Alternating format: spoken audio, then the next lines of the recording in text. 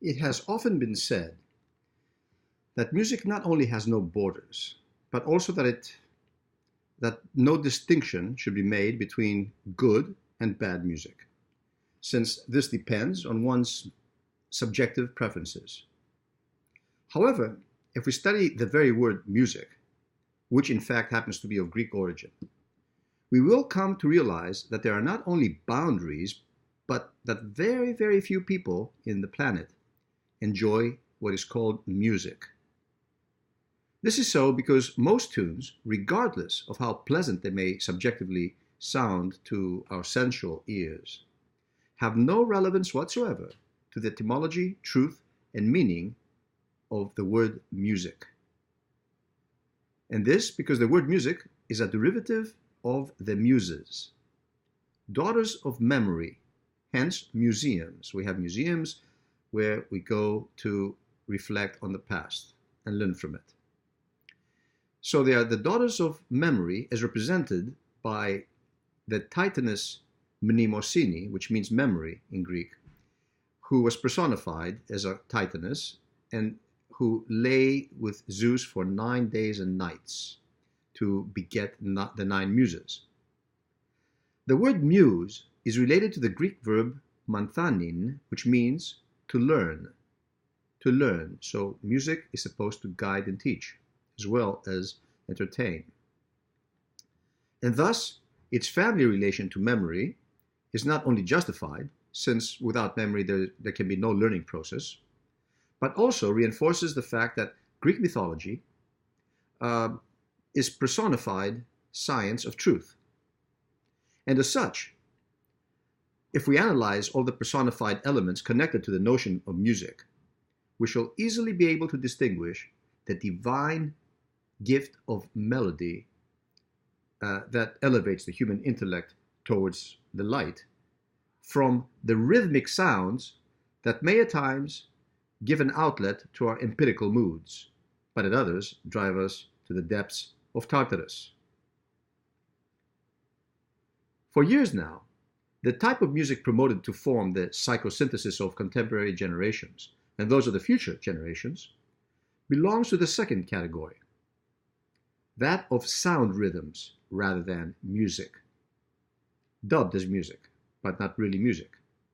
And though these sounds may be pleasant and inviting to the sensual ear, just as the delicious meals of fast food restaurants are tempting, in reality, they poison the soul and they keep the human spirit at the levels where no development takes place.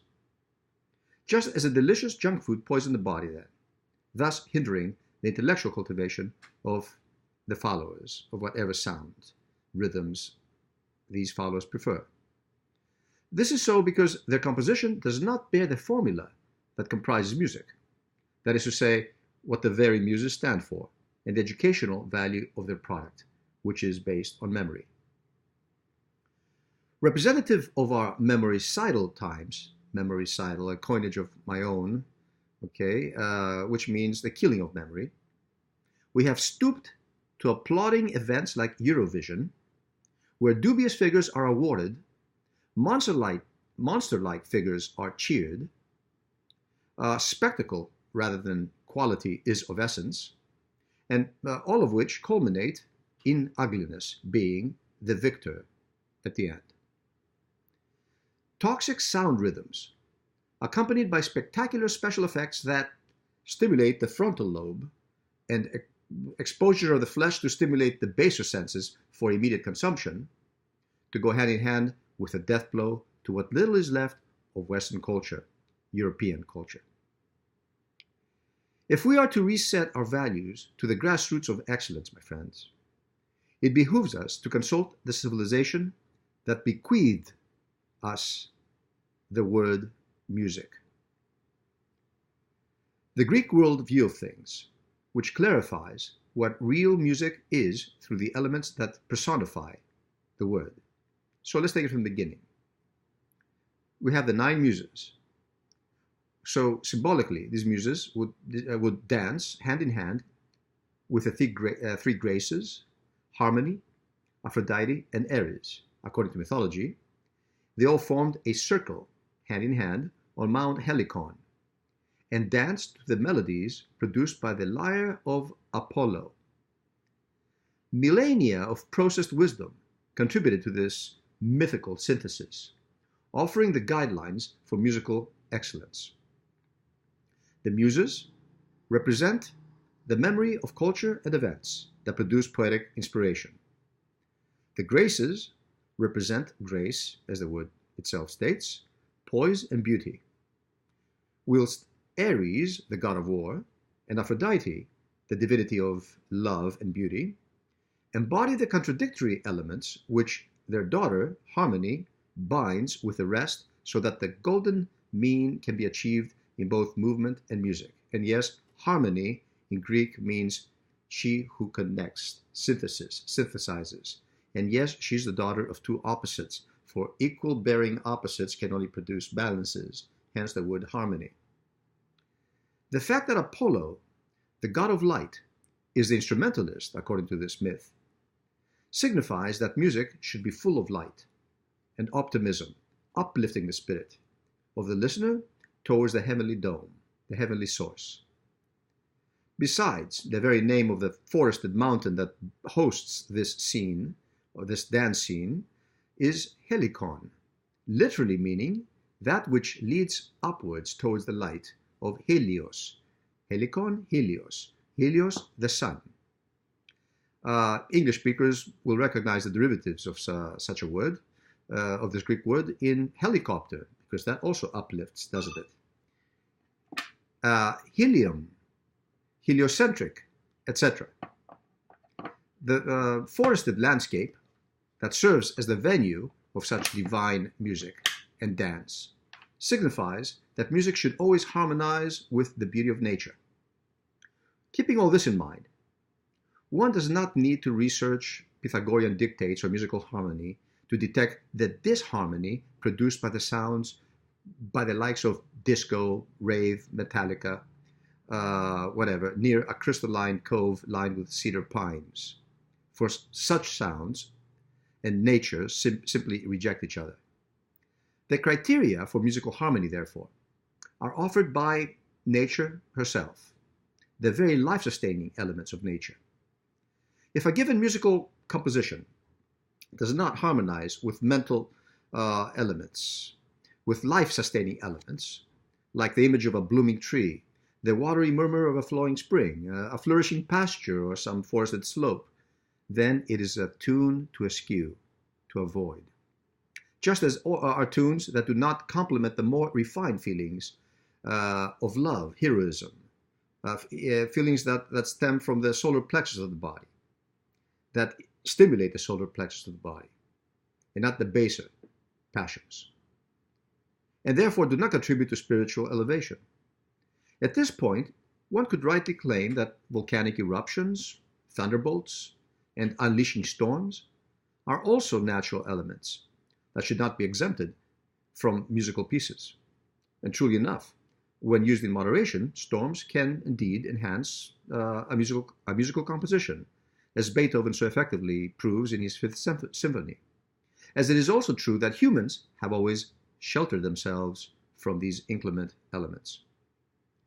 By the same token, therefore, a listener should delve in music befitting a natural environment conducive to his mental health and physical safety.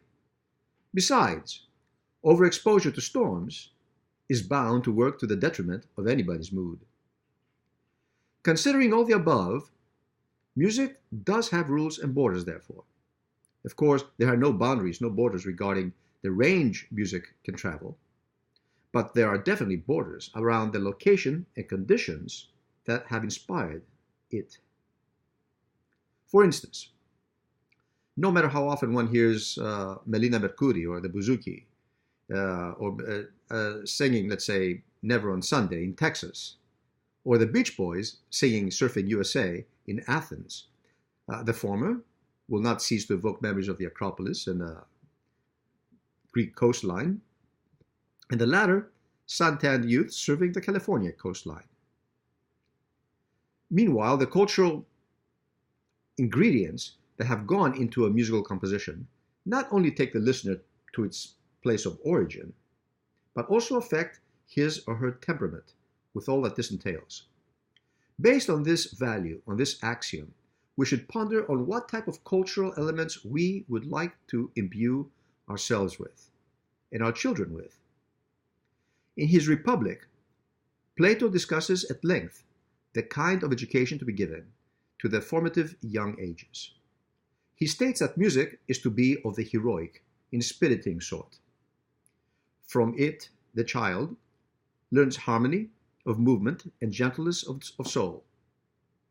Voluptuous or riotous music that lulls the listener to dreams of indolence or intoxicates him with sensual delight is strictly forbidden.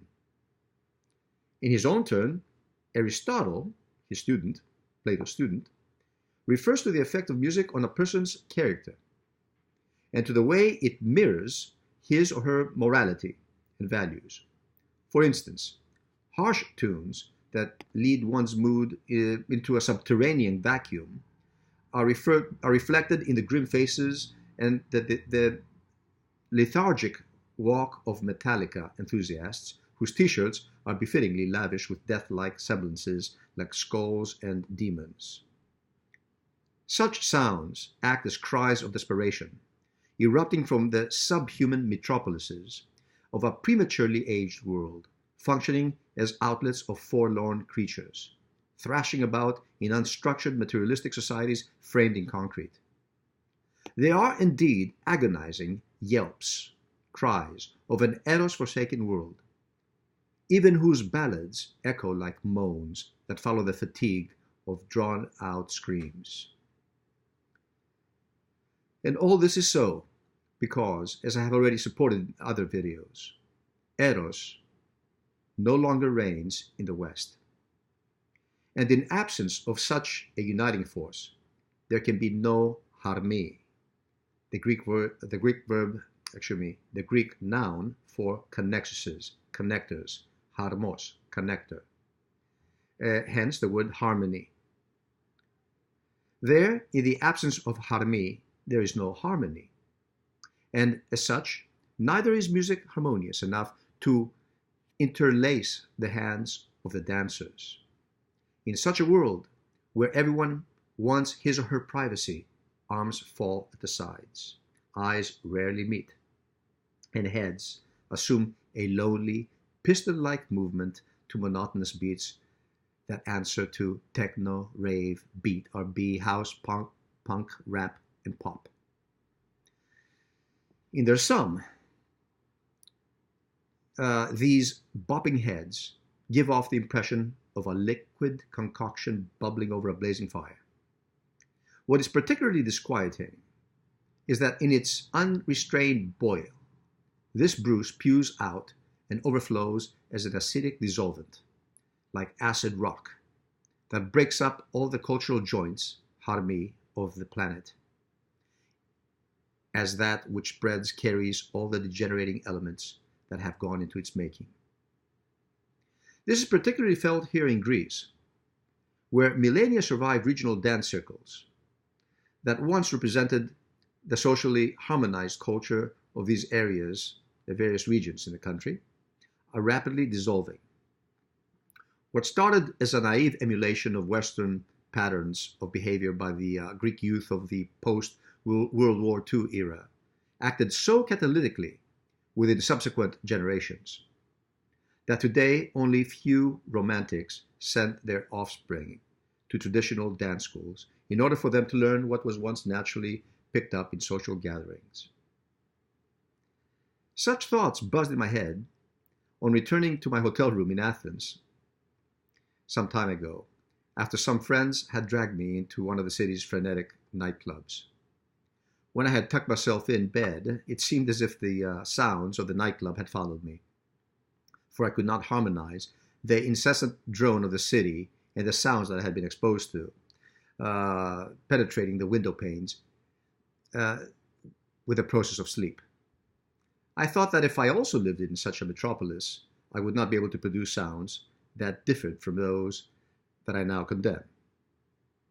Nor would I be able to get some decent sleep, unless, via the power of imagination, I imported the desired soothing elements of a melody that evoked nature. So my mind traveled to the serenity of nighttime whispers of fields and forests of my island home, Crete. There, I invoked the sound of a cricket, a distant cricket, whose trill in some dreamy olive grove brought me the god of sleep, Morpheus, whence I slept like a lamb. On the following morning, its soothing melody transubstantiated itself into music, into a poem, which I would like to close with. I call it Invocation of the Cricket on a Sleepless Night. Lull my restless soul to sleep, trilling cricket of the grove. Numb my senses to the world, you ancient singer of the night. Let your sound dance in my ears, beckoning Morpheus to my bed. Let him a pleasant form assume, traversing my storm-ridden mind. Rid me of all daily cares, burdening insomnia-laden thoughts. Echo the rustic and the pure, nuances that slumber may allure. Thank you for listening.